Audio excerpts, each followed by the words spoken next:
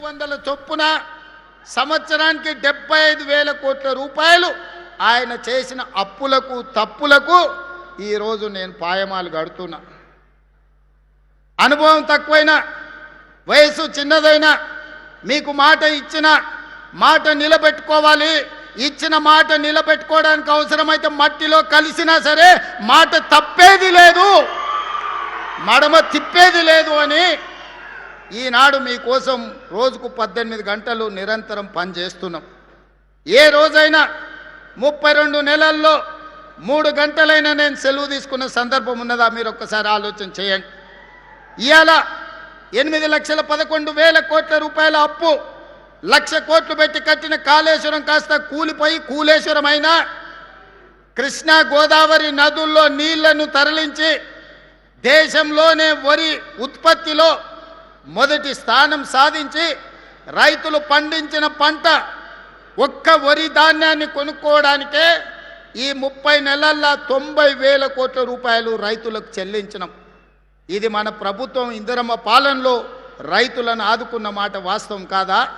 అదేవిధంగా ఆనాడు 1,00,000 రూపాయలు రుణమాఫీ అన్నాడు, 4 విడతలు అన్నాడు, అసలు మిత్తి నేనే కడతా అన్నాడు. చివరికి మన చేతిలో అప్పు నెత్తి మీద చిప్ప మిగిలిచ్చిపోయిండు. 2 సార్లు మోసగించిండు. 1,00,000 అని ఒక్క రూపాయి కూడా ఈరోజు అప్పులు తీరువలే, ఇచ్చినాయని మిత్తికే సరిపోయినాయి. కానీ నేను ఎన్నికలప్పుడు మీకు మాట ఇచ్చిన 2 లక్షల రూపాయల వరకు రైతుకు రుణమాఫీ చేస్తా అని మొదటి సంవత్సరంలోనే 25 లక్షల మంది రైతాంగ కుటుంబాలకు 20,617 కోట్ల రూపాయలు మీ ఖాతాలలో వేసి దేశంలోనే రైతు రుణ విముక్తి కలిగిన రాష్ట్రంగా తెలంగాణ రాష్ట్రాన్ని నెంబర్ 1గా నిలబెట్టడం జరిగింది. ఇదే కాదు, ఆనాడు రైతు భరోసా పథకంలో ఎకరకు 10,000 ఆయన ఇస్తే దాన్ని పెంచి ఈనాడు ఎకరకు 12,000 సంవత్సరం చొప్పున 32 నెలల మన ప్రభుత్వంలో 36,000 కోట్ల రూపాయలు రైతు భరోసా నిధులు రైతుల ఖాతాలో వేసి ఇది రైతు రాజ్యమని ఈరోజు దేశానికే చాటి చెప్పినాం. 9 రోజుల్లో 9,000 కోట్ల రూపాయలు రైతుల ఖాతాలో వేసిన చరిత్ర దేశ చరిత్రలోనే లేదు. ఉచిత కరెంటు కోసం కాంగ్రెస్ వస్తే కరెంటు ఉండదు, కాంగ్రెస్ వస్తే రైతులు ఆత్మహత్యలు చేసుకుంటారని చెప్తే కాంగ్రెస్ వచ్చిన 32 నెలల్లో వ్యవసాయానికి ఉచితంగా ఇచ్చే విద్యుత్కు 30,000 కోట్ల రూపాయలు ఈరోజు రైతుల ఉచిత విద్యుత్ కోసం రాష్ట్ర ప్రభుత్వం భారం మోసింది. మొత్తంగా రైతుల కోసం 1,70,000 కోట్లు ఈ 30 నెలల ప్రభుత్వంలో రైతుల కోసం ఖర్చు పెట్టినాం. వ్యవసాయం దండుగ నుంచి వ్యవసాయాన్ని పండుగగా మార్చి రైతును రాజును చేస్తామని చెప్పినాం. ఈనాడు రైతు సంతోషంగా మన రాష్ట్ర ప్రభుత్వంలో ఉన్నాడు. ఆనాడు ఆయన ఏమన్నాడు? వరి వేసుకుంటే ఉరి వేసుకున్నట్టే అన్నాడు. నేనన్నా వరి వేసుకోండి, చివరి గింజ వరకు కొంటాను, 500 రూపాయల బోనస్ ఇస్తా అని చెప్పిన.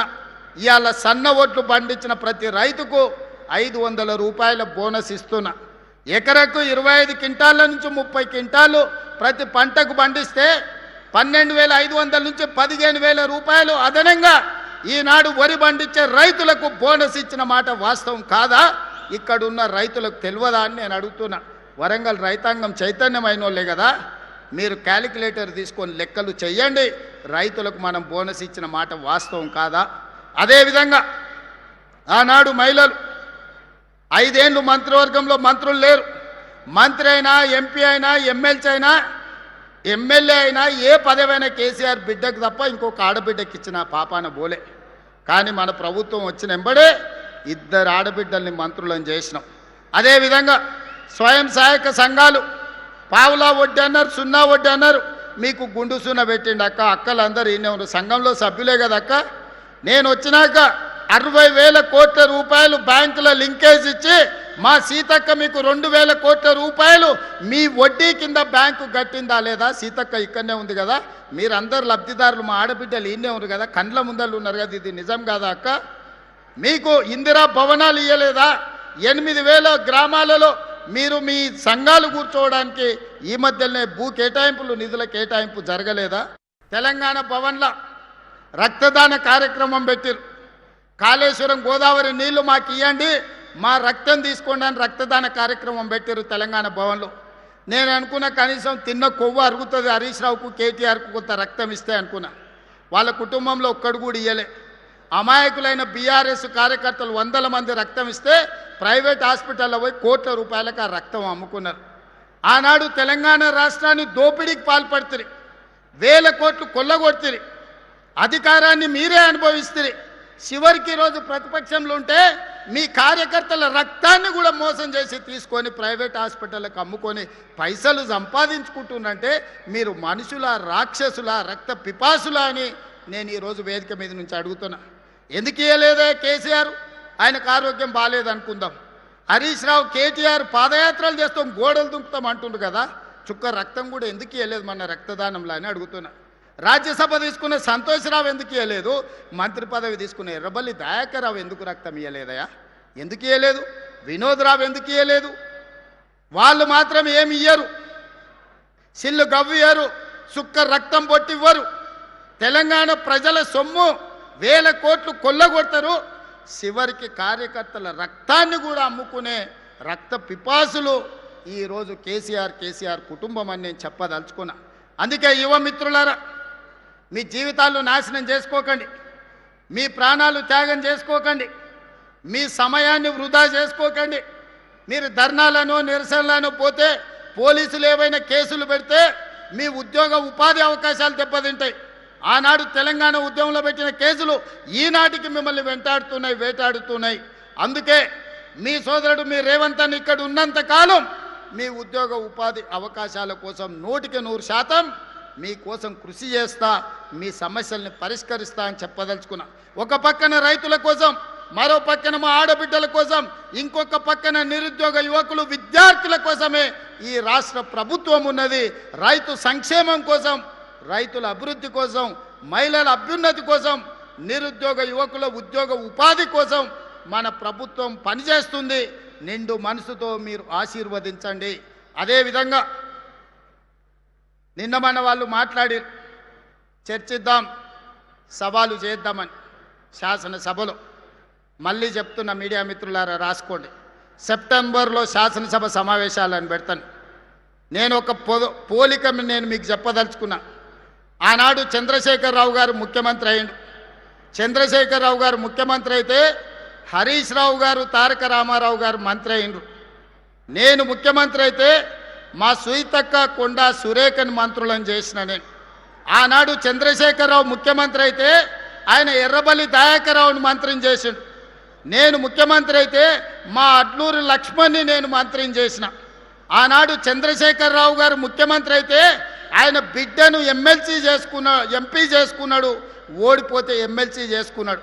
నేను ముఖ్యమంత్రి అయితే మా చెల్లెలు డాక్టర్ కావ్యను పార్లమెంట్ సభ్యుడిగా చేసిన, యశస్విని ఎమ్మెల్యేగా చేసిన నేను.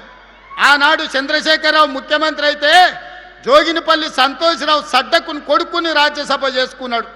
ఈనాడు నేను ముఖ్యమంత్రి అయితే మిత్రధర్మంగా వేం నరేందర్ రెడ్డిని మీ బిడ్డను రాజ్యసభలోకి పంపించిన నేను. ఆనాడు చంద్రశేఖరరావు ముఖ్యమంత్రి అయితే కరీంనగర్లో వినోద్రావును బండకేసి కొడితే ప్లానింగ్ కమిషన్ వైస్ చైర్మన్ చేసుకున్నాడు. నేను ముఖ్యమంత్రి అయితే తెలంగాణ ఉద్యమ కారకుడు JAC political JAC chairman Kodandaram గారిని నేను ఎమ్మెల్సీ చేసిన. ఇవాళ మీరు పోల్చుకోండి, చూడండి. చంద్రశేఖరరావు చేసింది ఫ్యామిలీ జస్టిస్ అయితే నేను చేసింది సోషల్ జస్టిస్. చంద్రశేఖరరావు గారు ముఖ్యమంత్రి అయితే ఆయన కొడుకును కేటీఆర్ను కార్యనిర్వాహక అధ్యక్షుడిని చేసుకున్నాడు. నేను ముఖ్యమంత్రి అయితే మా సోదరుడు మహేష్ గౌడ్ను సోషల్ జస్టిస్లో కాంగ్రెస్ పార్టీ అధ్యక్షుడిని చేసిన. ఇవాళ మీరు చెప్పండి సోదరులారా, కేసీఆర్ అయితే కేసీఆర్ కుటుంబానికి లాభం, అదే కాంగ్రెస్ పార్టీ అధికారంలోకి వస్తే బీసీలకు, ఎస్సీలకు, ఎస్టీలకు, మైనారిటీలకు మీ కుసూర్ పాషా ఈరోజు ఒక బలమైన బాధ్యతలు ఉన్నాడు. ఒక అజరుద్దీన్ ఈరోజు ఒక మంత్రిగా రాణిస్తున్నాడు. అందుకే ఈనాడు నేను స్పష్టంగా సవాల్ విసురుతున్నా. చంద్రశేఖరరావు ముఖ్యమంత్రి అయితే ఎవరెవరికి లాభం జరిగిందో, అదే ఇందిరమ్మ రాజ్యం ప్రజాపాలన వస్తే ఏ రకంగా సీతక్క కొండ సురేఖమ్మ మంత్రులైనో, ఏ రకంగా అడ్లూరు లక్ష్మణ్ మంత్రి అయిండో, ఏ రకంగా అజరుద్దీన్ మంత్రి అయిండో, ఏ రకంగా డాక్టర్ కావ్య ఎంపీ అయిందో, యశస్విని ఎమ్మెల్యే అయిందో, వేం నరేందర్ రెడ్డి రాజ్యసభ అయిందో, లెక్కలన్నీ పక్కాగా నేను చెప్తా. ప్రొఫెసర్ కోదండరామ్ ఏ రకంగా ఎమ్మెల్సీ అయిందో, ప్రొఫెసర్ జయశంకర్ గ్రామం రెవెన్యూ విలేజ్ ఏ విధంగా అయిందో నేను లెక్క చెప్తా. ఆ గ్రామానికి మా అన్న చెప్తున్నాడు 10 కోట్ల రూపాయలు డెవలప్మెంట్కి ఇచ్చినామని.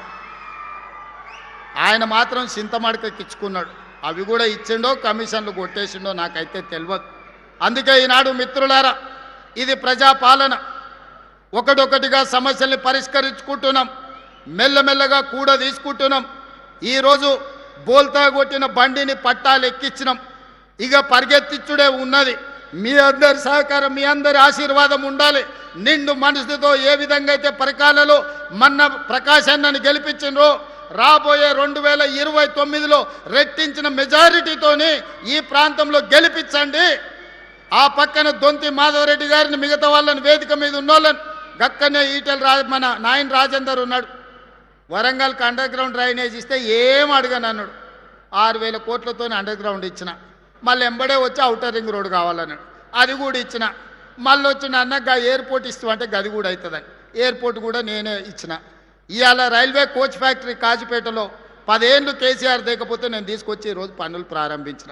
మీరు చెప్పండి మిత్రులారా, ఆనాటి ప్రభుత్వంలో నిజాం కాలంలో నడిచిన ఎయిర్పోర్టు బంద్ అయితే ఒక్కరోజన్న మీ దిక్కు చూసిండా? Kazipet railway coach factory Sonia Gandhi హామీ ఇస్తే ఒక్కరోజైనా దానికోసం ప్రయత్నం చేసిండా? ఎన్నడన్నా మీ అండర్ గ్రౌండ్ డ్రైనేజ్ ఉండాలి వరంగల్కి అని ఆలోచన చేసిండా? వరంగల్కి ఔటర్ రింగ్ రోడ్ ఉండాలని ఆలోచన చేసిండా? కాకతీయ మెగా టెక్స్టైల్ పార్కులో మీకు ఉద్యోగ ఉపాధి అవకాశాలు ఉండాలి అని ఆలోచన చేసిండా? సమ్మక్క సారలమ్మ మందిరం, 100 ఏళ్ళ చరిత్ర ఉన్న సమ్మక్క సారలమ్మ మందిరం వైపు కూడా మళ్ళీ చూడలే ఆనాటి ముఖ్యమంత్రి. ఈనాడు పొంగులేటి శ్రీనివాసరెడ్డి గారి పర్యవేక్షణలో అద్భుతంగా ఈరోజు సమ్మక్క సారలమ్మ మందిరాన్ని నిర్మించుకున్నాం కదా, వన దేవతలను పూజించుకుంటున్నాం కదా. ఇది మా సోషల్ జస్టిస్. సామాన్యుల కోసం పనిచేసే ప్రభుత్వం, మీకోసం పనిచేసే ప్రభుత్వం, మీలో కలిసిమెలిసి ఉండే ప్రభుత్వం. నేను వేరు మీరు వేరు కాదు, మీలో నేను ఒక్కడనే. నేను కూడా గ్రామాల నుంచే వచ్చిన, నేను కూడా పల్లెటూరు నుంచే వచ్చిన. కష్టాలు నాకు కొత్త కాదు. కష్టాలున్న పేదోళ్ళు, దళితులు, గిరిజనులు, ఆదివాసుల మధ్యలోనే పుట్టి పెరిగి వచ్చిన. అడవి జీవితం గురించి తెలుసు, ఆడబిడ్డల కష్టాల గురించి తెలుసు, అభివృద్ధి చెయ్యాలంటే కష్టపడి పనిచేసే విధానం తెలుసు. పాలమూరు అంటేనే కష్టానికి మారు పేరు. మీకోసం ఎంతైనా కష్టపడతా. వయసు ఉంది, ఓపిక ఉంది, మీకోసం పని చేయాలన్న చిత్తశుద్ధి ఉంది.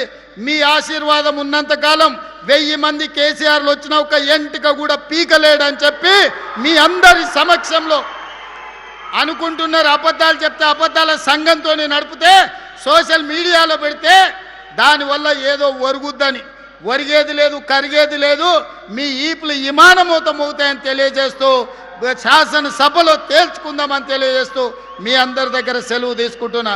ధన్యవాదాలు మిత్రులారా.